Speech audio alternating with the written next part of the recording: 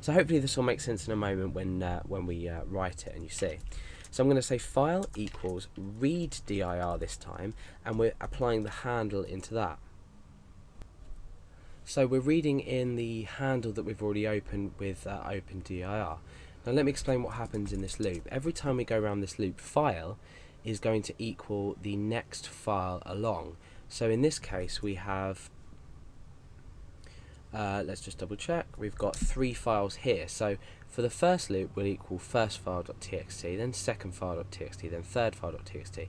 Now it will only represent in a string format, so file is now a string format. It won't actually be a link to the file, so we need to do that ourselves. So let's go ahead and just test this out. We can say echo file and then a line break. So let's preview this in our browser and see what it looks like. Okay, so we have the first file.txt, second file.txt, and third file.txt.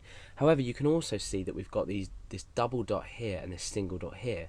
This is just part of a normal directory structure. So it's along with the other files, we've also got this, which means current directory, and this means back a directory. So these are the options that we can do by saying go back a directory or forward a directory. But we don't want to include these because we just want to look inside the files, look inside this files directory and list our files. So let's go and see what we can do to sort this out. Now we need to create a condition inside of our loop. So we need to create an if statement here, and we'll end that there.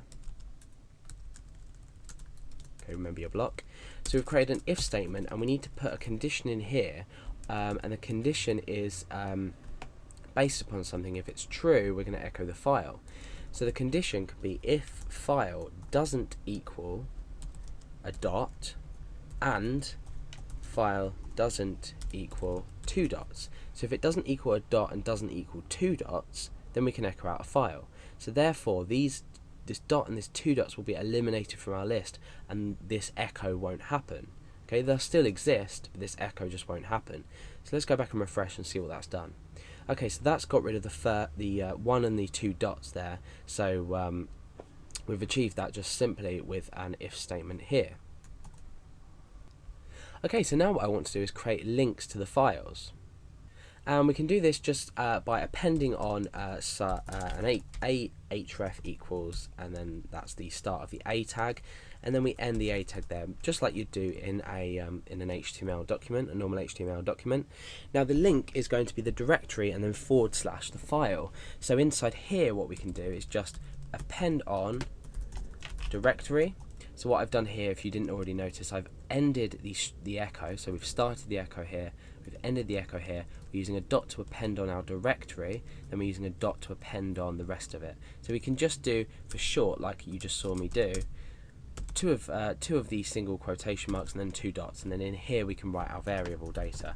So it's directory, and then it's /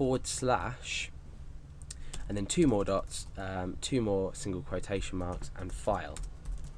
So now what we can see is when we refresh, you can see that these are links. Now if you look at the bottom of the video in the left hand corner, you can see localhost /series /file handling /files, and then first file.txt. If I move my mouse down to the second one, you can see that at the bottom of the video, in the bottom of the browser, it changes to second file, and the same with third file. So now what we can do is click on these and view the contents of the first file, view the contents of the second file, and view the contents of the third file, which you can see I've just written the first file, second file, and third file.